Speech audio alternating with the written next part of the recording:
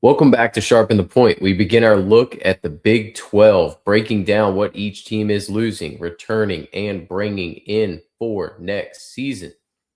Today, we're assessing a stout BYU squad, an Arizona State team that I personally have some really strong beliefs in. I can't wait to talk about them. And then two teams with a wide range of potential outcomes in Arizona and Baylor. I think they might have their quarterback situations taken care of, but lots of question marks outside of that. Arizona was a surprise team last year, so we'll start with them. Noah Fafita returns. That's going to be a massive boost to the baseline of this team.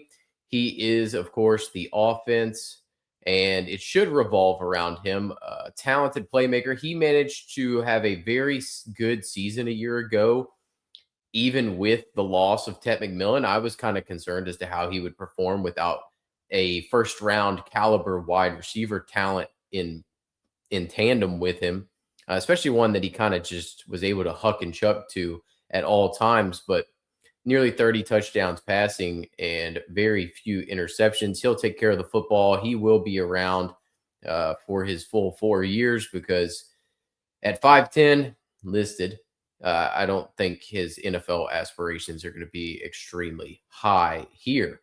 But it's nice that you have the quarterback situation taken care of out the gate. Running back wise, the run game was sparse at best, I would say. Ishmael Mahdi should have been the guy, would have been the guy, but just flat out did not perform. Was banged up at various times, split the workload heavily between himself, Kedrick Riscano, and Quincy Craig. I would expect Riscano to take over the lead role in this spot. I like his profile the best out of the group. Would not be shocked if Quincy Craig eats plenty into that situation. I would just expect Riscano to get the bulk of the work, meaning like 50%, we'll say, with 30% ish going to Craig. And then Antoine Roberts coming over from Marshall could mix in as well, given that he has been featured and had prominent roles in those offenses previously. I personally just like the profile of Riscano overall as a guy that could take a good step forward in this situation. Wide receiver wise, it was kind of Chris Hudson and then everybody else. Hudson had a very nice year on the outside, did not put up the yardage totals that you would have expected, but seemingly I thought he was definitely the best weapon. There will be questions now as to who can step up in the long term and be the top option. I would imagine that Chris Hunter and Trey Spivey get the first cracks at it as they were heavy rotation pieces last year. Slightly disappointed in the season that Luke Wysong had. He had been previously very good at New Mexico, but they bring in a bunch of more transfers again. Expectation for me is likely Rodney Gallagher to break into that top three. Maybe Gio Richardson's able to pop in there as well, but they rotate heavily and Fafita will spread the football around. I don't know that I expect definitely nobody to be 1,000 yard wide receiver. Maybe we end up with a guy with 50 catches, 800 yards as the top option potentially, but there is no Tet McMillan in this room currently. Tight end wise, they are absolutely abysmal. They don't utilize the tight end a ton. Sam Olson was fine. Cameron Barmore, fine. I would expect Cole Rusk from Illinois to be the top option in the room. Maybe he combines those two stat lines from Olson and Barmore from a year ago. 50-ish targets, 35 catches or so with about 350 yards and 4 touchdowns would not shock me out of the former Illini tight end. Offensive line wise, bit of an issue here. Lost a good bit due to graduation with Buchanan, May, and then DeCambra, Bounds. So bringing back Deuce will help. There's just going to be some other issues. Can Lado step in after he had the season under his belt? Maybe he's fine on the outside, being able to take a spot. Traditionally, not a terrible offensive line. I think they would struggle with a good bit of the top end talent in the Big 12, but for the most part, these aren't great defensive line units that they'll end up facing off with. Zach Henning is a good quality interior lineman from Washington. That was a very astute pickup on their end. Maybe Nate Hale ends up getting a guard role potentially. This is one of those we'll have to kind of see how it plays out during the off season and spring ball to see where this offensive line goes. They need a clean pocket for Noah Fafita. Obviously, he's not the most mobile, but he does have minimal mobility and very talented pocket presence for my money, at least. Defensively, not bad. They were a decent unit, not a great pass rush a year ago, but overall solid across the board, I would say. Do like the Cooper Blomstrom pickup for the edge. That will help them out. Bringing back Palou, Trey Smith, also useful pieces. They're just going to need some guys to step up and learn to get to the quarterback. They did good against the run. I liked the way they held up. I don't think they'll have too many issues by comparison. They're pretty stout in the middle with Palou, and that's going to end up helping them out. It's just they need some of that edge rush.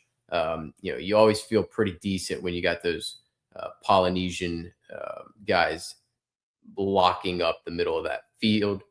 Linebacker wise, talented unit. I do like this group a good bit. Bring back the starting core in this situation. Feel very good about that with Tay Brown.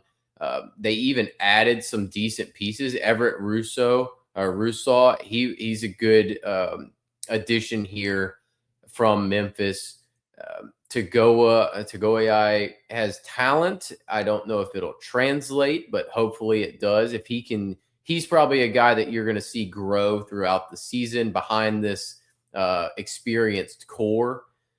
And if they can get there, you Tay Brown, Chase Kennedy, that's really going to help them a ton covering up. I think they'll be stout against the run again. Rousseau is going to need to help pitch in with the pass rush as well. Defensive backfield wise, I thought it was an okay unit. It was very opportunistic, getting takeaways. What they have done is bring in a very decent transfer class that I think has some upside with Chappa, Austin, Boodle, Hartzog. That's where they attacked heavily in the portal on the secondary because of everything they lost with Genesis Smith, Dalton Johnson, Traden Stukes, Aiden Garnes. So bringing back just Gavin Hunter for the most part with Javion Cole at one corner spot necessitated making some moves. I think they're going to be very good on the back end again. I think this defense is going to be one of the top 3 to 5 in the conference. Questions will be, where does the offensive production come from and can the offensive line hold up and let Noah Fafita kind of cook back there? Not like Russell Wilson, we shall say. Moving across the state to their rivals, the Arizona State Sun Devils, a team that I am looking forward to. Moderately surprised that they are able to continue to keep Kenny Dillingham in the room. They lose Sam Levitt to LSU. I don't think it was a surprise that they lost Levitt. We kind of knew that was coming. And I was moderately surprised he went to LSU. Kind of expected that to be a Miami situation, but that's neither here nor there in this spot. Levitt's been banged up a good bit. He didn't look particularly great a year ago, in my opinion. Not like he did the year before with the easy spam button of just throwing to Scattaboo out the backfield. Jeff Sims, I'm not going to hate on Jeff Sims. He won me $7,000. So I'm not complaining one bit. Love Jeff Sims, but also hate Jeff Sims at the same time because he annoys the crap out of me. I will say, here's the key for this team. Mikey Keene is a safe option. Very safe option. I think if you're starting Mikey Keene, you have no aspirations of making the playoff. You're not going to get there with Mikey Keene at quarterback. He's too limited. He's just not good enough of a player. I think he was brought in to be the backup. I love, absolutely love the pickup of Cutter Boley. I thought Boley played really well down the stretch for Kentucky when he was forced into action. I thought we saw glimpses and signs of playing well, and that he has the potential to be a star if he can cut down on the mistakes. But he's got a little gunslinger to him, and I like that. I think Cutter Boley is a far less polished version of Sam Levitt. I don't know that they're too dissimilar, except for Boley's massive. I I think that is one of the more underrated pickups in they're going to have a few of those on this team that Boley, if he can put everything together under Dillingham, he could be the guy who jumps the most and takes the biggest step forward in all of college football this season as far as name recognition at the quarterback position. Running back wise, Raleek Brown did a yeoman's work. I did not expect him to be able to handle 185 carries last season. He's too slight. I was disappointed in what Kanye Udo did and how he ended up being. There's a good reason why he's at Liberty now instead of transferring up again. Raleek Brown got a bag to go to Texas as the kind of 1A, 1B combination there. Kyson Brown is likely the top option. He was the guy who spelled Scattaboo when he would go out. I think Kyson Brown was the most well-rounded back in that backfield a year ago had he not gotten banged up. Because him getting banged up, Raleek Brown is a better pass catcher than Kyson Brown. Kanye Udo is probably as good as, if not a slightly better runner than Kyson Brown. But Kyson Brown is the best combination of pass catcher and runner.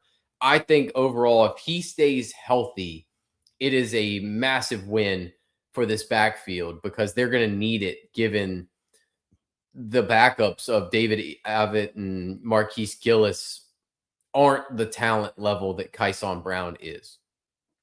But both of them also solid pickups, just not to the level that the backfield was a year ago. Wouldn't be surprised if they take a step back, especially if Kyson Brown does not manage to stay healthy. Obviously, there's no Scattaboo in that backfield. Wide receiver wise, all the attention is going to be on Jordan Tyson. Jordan Tyson is a freakish superstar for good reason. And his loss will be felt. However, I have no care in the world that Malik McClain's gone. I thought he stunk. I didn't think he deserved to be in a P5 program, but, that's the way it goes. Jaron Hamilton, I liked coming into the last season, thought he could be a breakout guy. Just never put it together. Had a few different times where he got loose deep. He's got long speed and speed to burn for sure. I like Jalen Moss as a player. Don't know if he's a long-term solution. Don't think he's going to end up seeing the field, to be honest with you. I don't know. I think Eusebio, Moss, and Hamilton are all rotational pieces because this transfer class is unbelievably good. Omarion Miller, for me, was an underrated piece and one of the best, similar to Cutter Boley, one of the most astute pickups in the entire offseason. So you pair Omarion Miller, who I think is a uber talent that just did not have a quarterback capable of getting him the football. He had multiple 100-yard games in very bad situation a year ago. And he had 100-yard games with Shadur when you would have Travis Hunter out and different things. The kid's a stud. So I would not be shocked if he hits the 1,000-yard mark. Now, the difficulty is going to be Reed Harris from Boston College is really good too. He was in a very poor situation, an 18.1 average depth of target. That is deep. So I think Reed Harris is also a very talented player, very big player as well. He will play nice on the outside.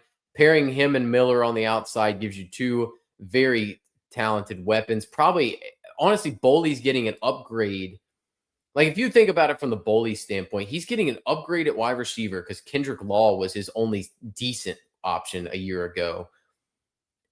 And he gets now Omarion Miller and Reed Harris in a better offensive scheme with worse defenses he's going to face. Everything lines up for Boley and this pass game to excel.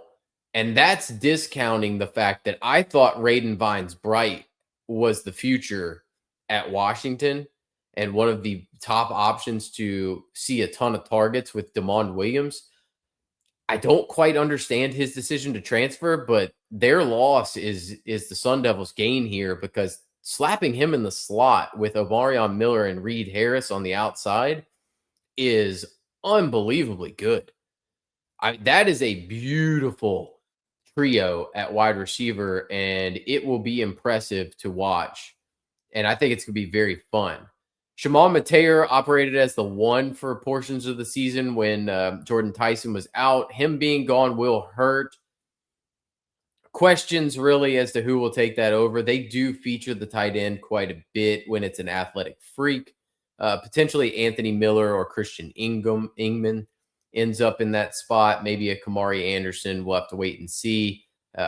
I think this is a spot to keep an eye on, though. It might be a useful piece in this offense, but given the trio at wide receiver, they're going to be number 1, 2, and 3 in pass targets. And I wouldn't be surprised if the tight end starts taking a back seat in this offense.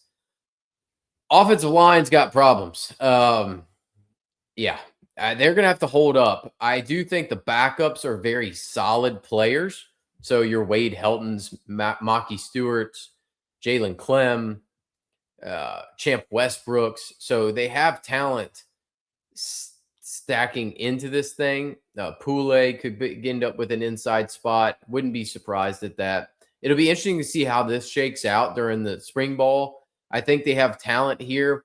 I think Baklenko from Oklahoma is going to end up getting one of the spots on the outside in the tackle role. And then we'll have to see how the Georgia Tech transfer slides in. I'll be interested to see who gets the tackle slots and then who ends up in these the center of the line, and how that trio shakes out overall. But I think it's a very high upside group that has to inspire some confidence given the playmakers around them in this offense.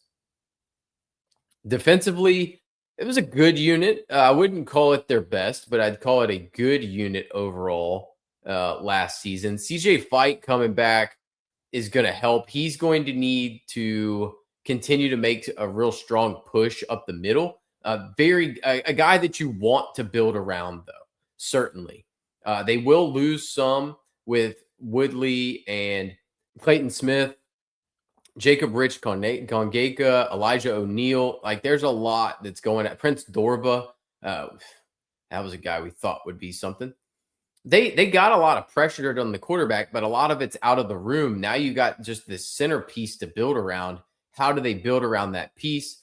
I think they did okay in the portal. Amarion Winston, Jalen Thompson will be fine, helping to step in. I'd imagine that they're your top edges coming in to try to get that pass rush. They're going to need to take steps forward, though.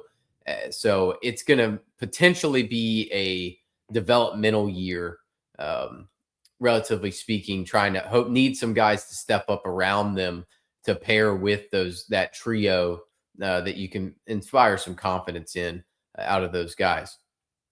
Linebacker wise, Keyshawn Elliott, Jordan Crook were very good linebackers for them. Martell Hughes is going to have to step up and take a big role on. I did like the pickup of Owen Long. Very good defense at Colorado State a year ago. Owen Long played very well in the middle of that defense.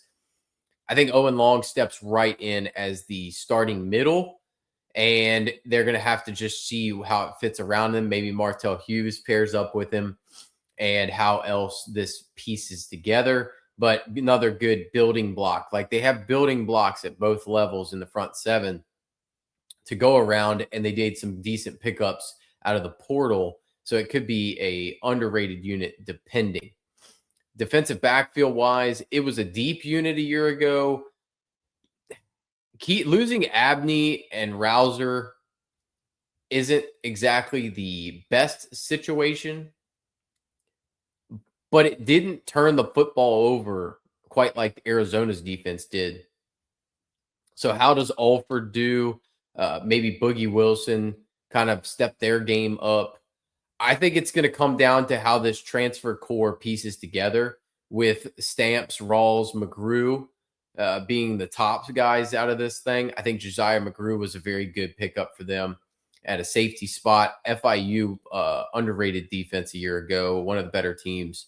So I think you could see some of these guys, they're going to need to step in as well and mix with the returning talent. And then hopefully, I think this defense is pretty stout. And if the offense can gel and live up to the hype of what I think of them, I would expect these guys to be a contender in the Big 12 once again off of a down season somewhat from a year ago. Moving on to Baylor, I'm not a Jake Spavital guy. Just going to put it out there right out the gate. Loss of Sawyer Robertson will hurt. They did a good job just keeping him from last year, for that season. He did his best to carry them. I'll be honest. I thought he did a good job trying to carry them, and it just wasn't possible. I wish he would have used his legs more, just quite didn't. But I don't know how to feel about the Lagway thing, right? I have been noted for the last 2 years. I'm not exactly the biggest Lagway fan. I don't particularly think he's great. I have not seen him play a great game at Florida. It took a long time to see a great game. Like, yes, they won games. They didn't win games because of DJ Lagway. They won games because his wide receiver core was unbelievable, and his running back was the best one, in my opinion, in the country, and the defense was solid.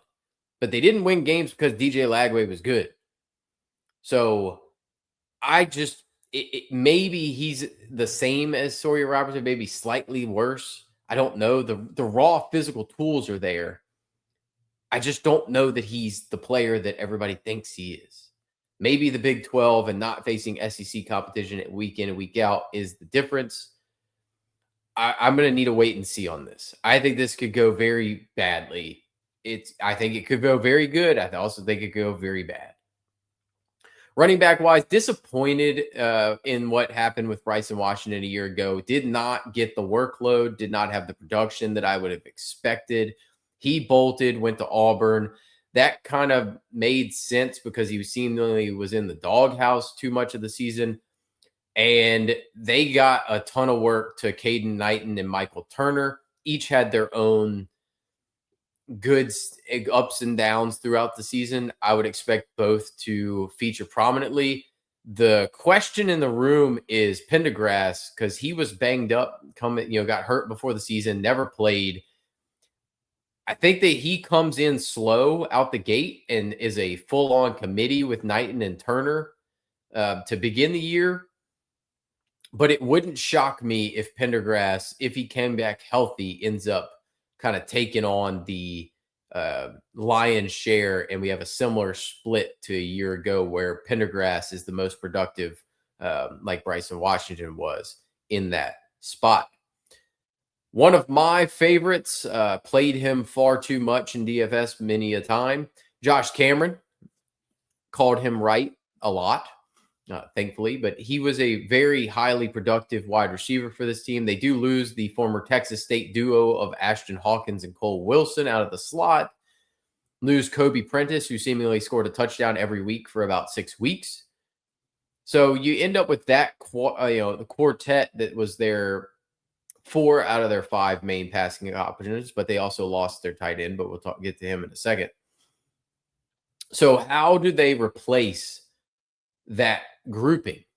I don't know that they did. Lewis Brown, big talent, like very good talent from Colorado State and San Diego State previously.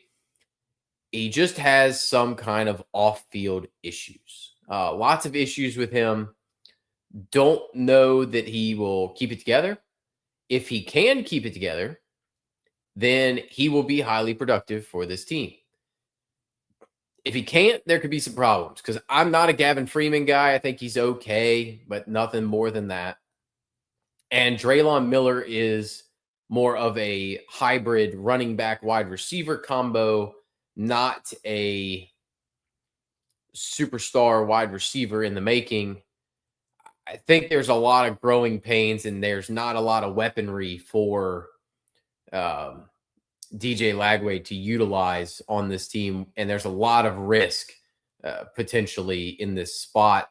So when you factor in the running back combination that has is mediocre, and you factor in the combination that the wide receivers are questionable at best, and Lagway is its own question mark, it creates a lot of skepticism on the offensive side of the football.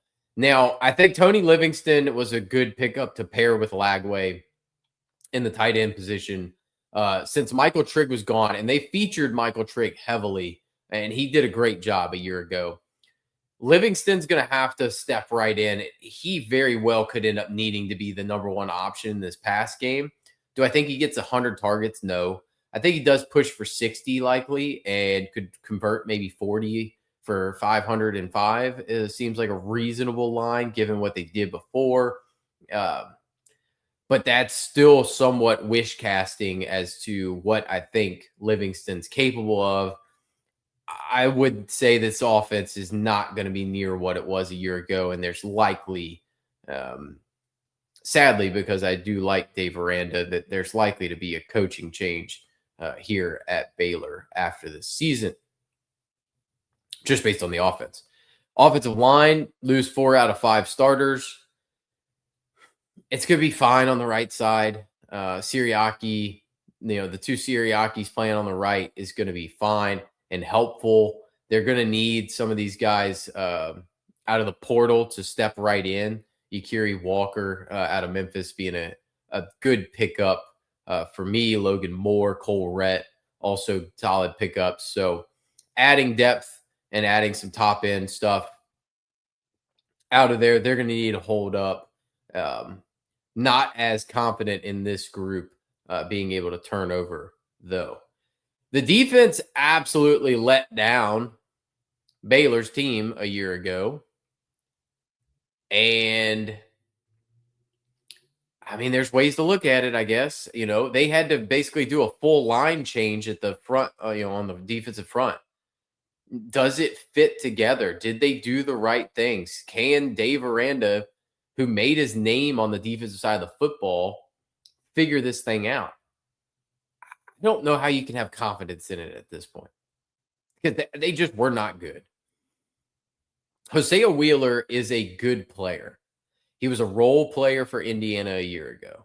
He was very good at Western Kentucky. Cameron Washington, fine player. Not great, but fine player. Jordan Mack, fine player, I guess. I don't know that Coastal Carolina's defensive line inspired much, but I only got to see them get absolutely mud stomped by my Dukes. So a lot of defensive tackle, 3 5s, noses being brought in to try to beef this thing up. I don't love it. I'll be honest. Don't really love it.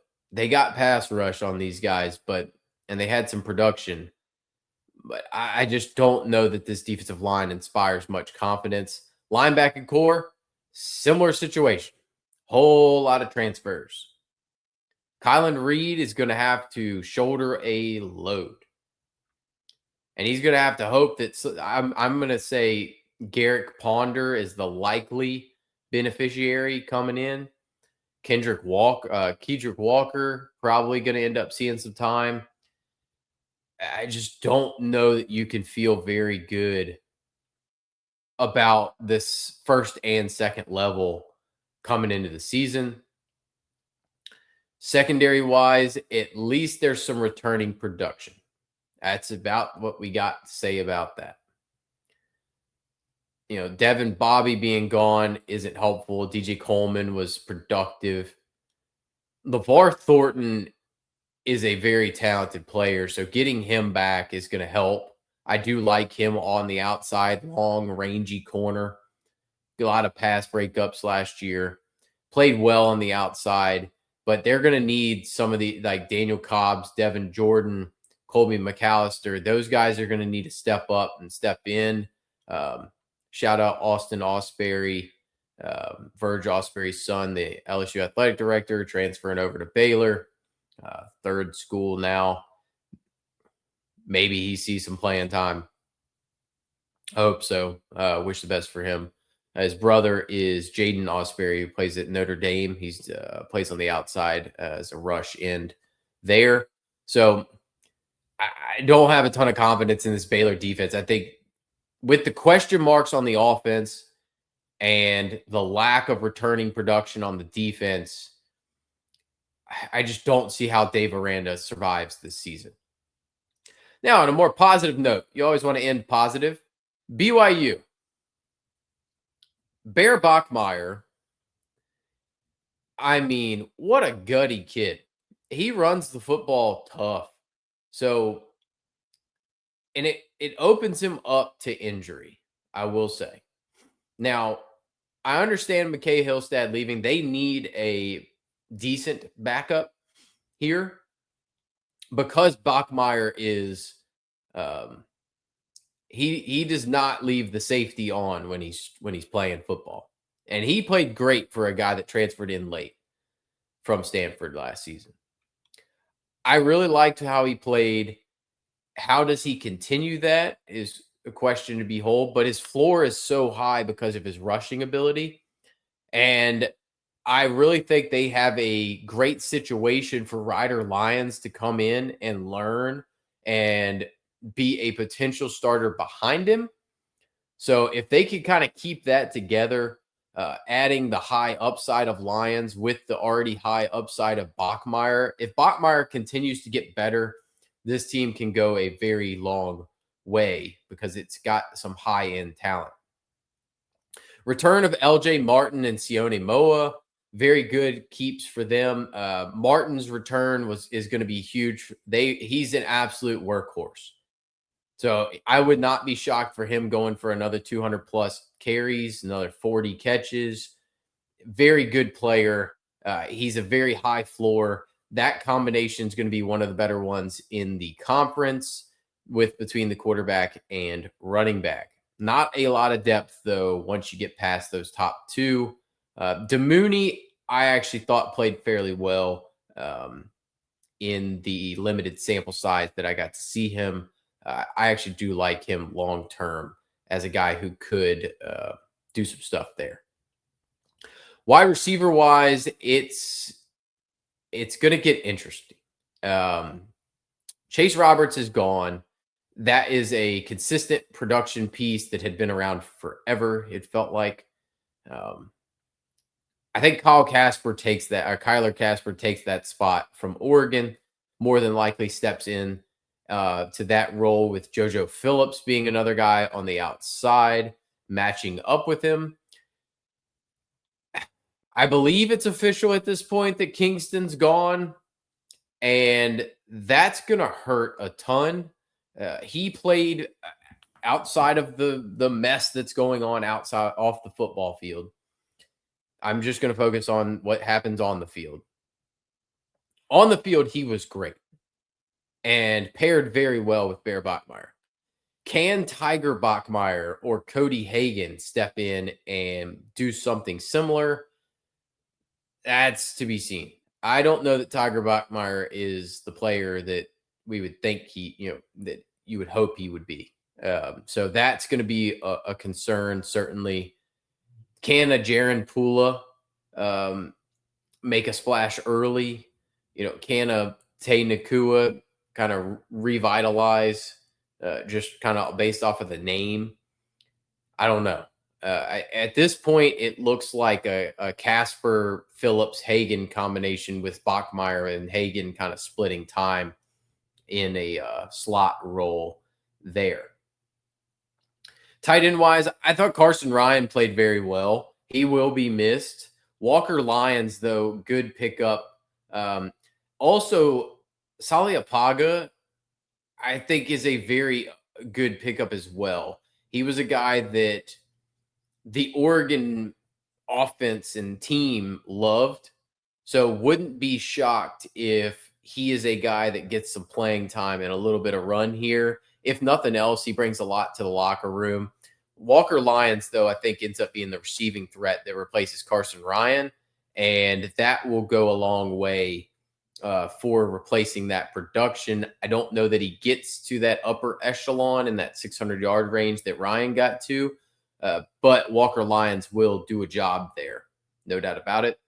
Offensive line is in absolutely fabulous shape, though. So keeping them together is going to be big for the development of Bachmeier. Replacing the left tackle will be a challenge that we're going to have to figure out. But Pocky Finau is actually a good pickup from Washington. I do like him. He plays a little nasty streak on Pocky. I do like Pocky. I thought he would be a guy that they would end up trying to keep around there at Washington. Defensively, it's a good unit that plays very stout and plays well against the run, well against the pass. But dang, they can't get after the quarterback. Not huge losses, I would say, with Lutui. They're just very good at holding the line of scrimmage. And they've always been this way to an extent, right? They're not particularly adept athletes, but they're these just thick bodies that hold up well. I would expect they do very well against the run again and hopefully generate some semblance of more of a pass rush off the edge, and that will get them kind of going in a better direction. Hopefully, Hunter Clegg can pick it up. I think he's got a lot of talent specifically. Linebacker wise, Glasgow coming back is huge. Losing Jack Kelly just basically removed the best pass rusher, and now that's got to be figured out. I think Uolave ends up being the guy from Cal that could be a potential that could make some moves here. But Glasgow is going to be the centerpiece of this defense. Sarah's good player as well. So it just remains to be seen to an extent where the pass rush comes from. I think against the run, it's a stout defense. I just worry about the pass rush overall. Luckily, though, the secondary is mostly intact. Sans Tanner Wall. Tanner Wall was the kind of voice on the back end last year. Bit of a concern with that, but Javen Williams was a good pickup out of Mississippi State to be a depth piece at corner. He will pair up. You'll have Evan Johnson, Therian Alexander, both return. Evan Johnson is a stud. I like him a good bit. I like Satuala a lot at the safety position. I think he's going to have to end up taking on that leadership role in the back end from Tanner Wall. Overall, though, I would say for me, BYU is a team with a very good power run game, very good run. They're going to win off of a good defense that plays stout, that just kind of plays, keeps everything in front of them, doesn't let the big play happen, is able to run the heck out of the football to keep the defense fresh, and has a legitimate shot to be in the Big 12 title game at the end of this season.